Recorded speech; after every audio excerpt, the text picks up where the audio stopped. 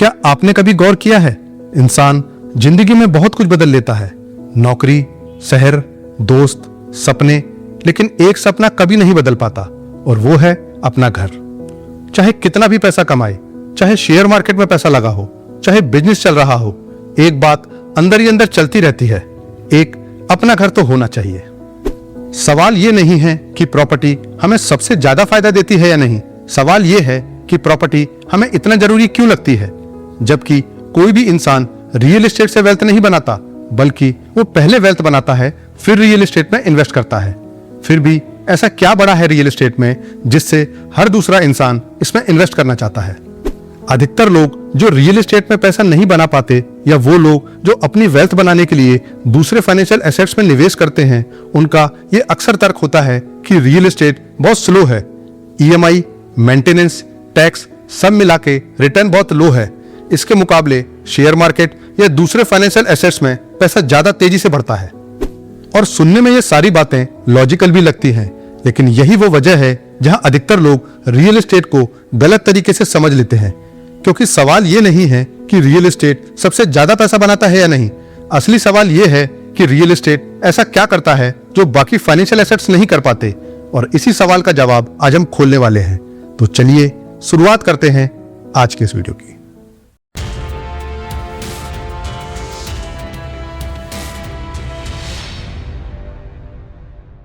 Real estate आपको रातों रात अमीर नहीं बनाता, ये आपको धीरे धीरे एक ऐसी जगह पहुंचा देता है जहां से गिरना मुश्किल हो जाता है। शेयर मार्केट में आप हर दिन प्राइस देखते हैं, ऊपर गया तो खुशी, नीचे आया तो डर, मगर रियल एस्टेट में प्राइस रोज नहीं दिखता और यही इसकी सबसे बड़ी ताकत है। क्योंकि रियल एस्टेट आपकी भावनाओं से नहीं बल्कि आपके धैर्य से पैसा बनाता है। यहाँ लिवरेज है, मतलब कम पूंजी में बड़ा एसेट। यहाँ रेंट है, मतलब कैश फ्लो जो ईएमआई को खुद चलाता है।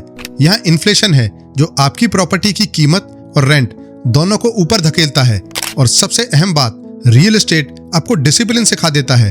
हर महीने ईएमआई कटती है, आप चाहें या ना चाहें इन्वेस्टमेंट होती रहती है। यही वजह है कि जो लोग कहते हैं पहले वेल्थ बनाओ फिर रियल एस्टेट में इन्वेस्ट करो, वो ये भूल जाते हैं कि बहुत सारे लोग अपनी पहली बड़ी वेल्थ इसी रियल एस्टेट में मजबूरी वाली डिसिप्लिन से बनाते हैं। रियल एस्टेट अमीरों का खेल नहीं है, ये उन लोगों का खेल है जो जल्दी अमीर नहीं बनना चाहते लेकिन जिंदगी में दोबारा गरीब भी नहीं बनना चाहते। और शायद यही वजह है कि हर दूसरा इंसान चाहे मानकर बोले या ना बोले, आखिरकार रियल एस्टेट की तरफ खिंचा चला ही आता है। क्योंकि रियल एस्टेट सिर्फ पैसा बढ़ाने की मशीन नहीं है, वो डर को शांत करने वाली चीज है। देखिए, शेयर मार्केट सिर्फ नंबर है, स्टार्टअप रिस्क है और बिजनेस में अनसर्टेनिटी है, लेकिन रियल एस्टेट जमीन है, दीवार है, छत है। उसे आप छू सकते हैं, देख सकते हैं, उसमें खड़े हो सकते हैं। और यही वजह है कि लोग कहते हैं पहले वेल्थ बनती है फिर रियल एस्टेट में जाती है। पर सवाल यह है, अगर रियल एस्टेट इतना लेट स्टेज इन्वेस्टमेंट है तो हर दूसरा इंसान उसी के पीछे क्यों भागता है? क्योंकि रियल एस्टेट 5 चीजें एक साथ देता है जो बाकी फाइनेंशियल एसेट्स पूरी ताकत से नहीं दे पाते। आइए इन 5 ही चीजों को बारीकियों से समझते हैं, जिसमें सबसे पहले आता है कंप्लीट कंट्रोल। ज्यादातर इन्वेस्टमेंट्स हमें कंट्रोल का एहसास देती हैं, लेकिन असल में कंट्रोल कहीं और होता है। स्टॉक मार्केट में आप शेयर होल्डर होते हैं, लेकिन कंपनी के फैसले आपके हाथ में नहीं होते। मैनेजमेंट बदले, पॉलिसी बदले, रेगुलेशन आए और आपकी इन्वेस्टमेंट रातों रात आधी हो सकती है। आप सिर्फ रिएक्शन दे सकते हैं, डायरेक्शन नहीं। मगर रियल एस्टेट में कहानी बिल्कुल उल्टी है। जब आप एक फ्लैट, प्लॉट या शॉप खरीदते हैं तो आप इन्वेस्टर नहीं रहते, आप ओनर बन जाते हैं। ओनर होने का मतलब है कि आप खुद तय करते हैं कि एसेट का इस्तेमाल कैसे होगा। आप चाहे तो किराए पर दें, खुद रहें, कॉमर्शियल में कन्वर्ट करें, रिनोवेशन करके वैल्यू बढ़ाएं या सही समय पर बेचकर एग्जिट लें। यहाँ प्राइस सिर्फ मार्केट तय नहीं करता, आपके फैसले भी तय करते हैं। एक पुराना फ्लैट सिर्फ रीपेंट और इंटीरियर से दूसरे फ्लैट से ज्यादा किराया देने लगता है। एक खाली प्लॉट सिर्फ लोकेशन की वजह से सालों में कई गुना हो जाता है। और सबसे अहम बात, रियल एस्टेट फोर्स पेशेंस सिखाता है। यहाँ पैनिक सेल करना आसान नहीं होता। यही मजबूरी आपको लॉन्ग टर्म सोचने पर मजबूर करती है। यही असली कंट्रोल है, जहां आप वैल्यू के दर्शक नहीं बल्कि वैल्यू के निर्माता होते हैं। इसलिए रियल एस्टेट में कंट्रोल सिर्फ इल्यूजन नहीं बल्कि वो जमीन पर खड़ा हुआ सच है। अब दूसरी खास बात जो प्रॉपर्टी लेने के लिए इंसान को बार बार मजबूर करती है वो पैसा नहीं बल्कि कैश फ्लो है। अधिकतर एसेट्स दो ही हालात में पैसा देते हैं, या तो बेचो या इंतजार करो, मगर रियल एस्टेट तीसरा रास्ता देता है और वो है रेंट। जब आप कोई प्रॉपर्टी खरीदते हैं तो ईएमआई एक फिक्स बोझ होती है, लेकिन रेंट एक मूविंग इनकम है। शुरुआत में हो सकता है रेंट ईएमआई से कम हो, लेकिन समय के साथ रेंट बढ़ता रहता है, ईएमआई वही रहती है। यही वो मोड़ है जहां एसेट लायबिलिटी बनना बंद करता है और सेल्फ सस्टेनिंग सिस्टम बन जाता है। शेयर्स, म्यूचुअल फंड या गोल्ड, इनमें पैसा तभी आता है जब आप बेचते हैं, लेकिन रियल एस्टेट में बिना बेचे भी पैसा आता है। ये नौकरी छूटने पर सांस देता है, बिजनेस स्लो होने पर समय देता है और गलत फैसले लेने से रोकता है। कैश फ्लो तेज नहीं होता लेकिन स्टेबल होता है, और लंबे गेम में तेज नहीं टिकने वाला ही जीतता है। तीसरी बात बताने से पहले आपको यह समझना जरूरी है कि जिंदगी में हर चीज को फायदे या नुकसान में नहीं तोला जा सकता, और यहीं पर रियल एस्टेट एसेट नहीं बल्कि स्टेटस बन जाता है। कुछ स्टेटस दिखाया नहीं जाता, वो महसूस कराया जाता है। आप किसी को ये नहीं बताते कि आपके पास कितने शेयर हैं, कौन सा म्यूचुअल फंड है या पोर्टफोलियो कितना बड़ा है, लेकिन जिस दिन आप कहते हैं घर अपना है, कमरा अपने आप शांत हो जाता है। भारत में घर सिर्फ ईंट पत्थर नहीं होता बल्कि वो सोशल प्रूफ होता है। शादी की बातचीत हो, बैंक का लोन हो या रिश्तेदारों की नजर, घर ओनरशिप को स्टेबिलिटी माना जाता है। एक खुद का घर होना ही समाज को ये बताता है कि आप टिक सकते हैं, जिम्मेदारी उठा सकते हैं और कल के लिए तैयार हैं।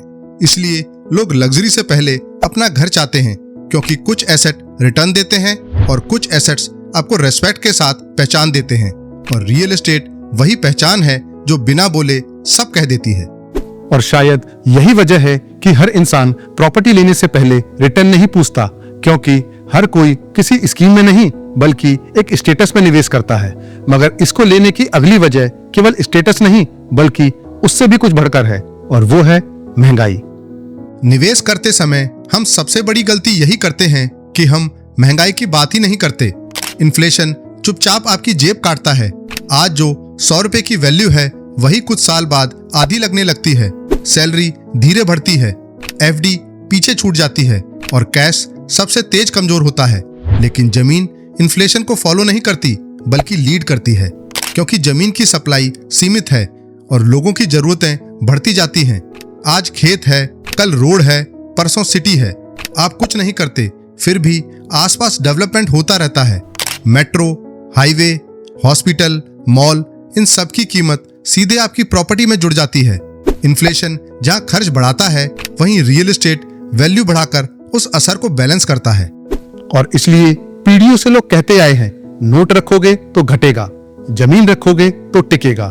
रियल एस्टेट कोई तेज जीत नहीं है बल्कि ये इन्फ्लेशन के खिलाफ सबसे पुरानी और भरोसेमंद ढाल है। और यहीं से शुरू होती है इसकी पांचवी और सबसे गहरी वजह, जो है साइकोलॉजिकल सेफ्टी। इन्वेस्टमेंट का सबसे बड़ा फायदा अक्सर रिटर्न नहीं होता बल्कि मेंटल रिलीफ होता है। इंसान जब कमाता है तो सिर्फ पैसा नहीं जोड़ता, वो भविष्य की सुरक्षा जोड़ता है। रियल एस्टेट इसी सुरक्षा का सबसे ठोस रूप है। नौकरी चली जाए, बिजनेस स्लो हो जाए, मार्केट क्रैश कर जाए, तब भी एक बात स्थिर रहती है और वो है छत। कम से कम घर तो अपना है। ये लाइन इमोशनल नहीं, साइकोलॉजिकल एंकर है। किराए के घर में हमेशा अनसर्टेनिटी रहती है। ओनर कब नोटिस दे दे, रेंट कब बढ़ जाए, लेकिन खुद के घर में नींद गहरी आती है, फैसले साफ होते हैं। रियल एस्टेट आपको अमीर महसूस नहीं कराता, वो आपको सेफ महसूस कराता है। और जब इंसान सुरक्षित महसूस करता है तभी वो सही रिस्क ले पाता है और सही ग्रोथ करता है।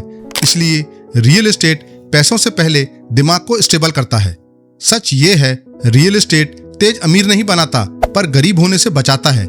इसलिए अमीर आदमी इसे आखिर में खरीदता है और मिडिल क्लास इसे जिंदगी का सबसे बड़ा सपना बना लेता है, क्योंकि कुछ इन्वेस्टमेंट पैसा बढ़ाते हैं और कुछ इन्वेस्टमेंट डर कम करते हैं, और भारत में डर कम होना रिटर्न से ज्यादा कीमती है।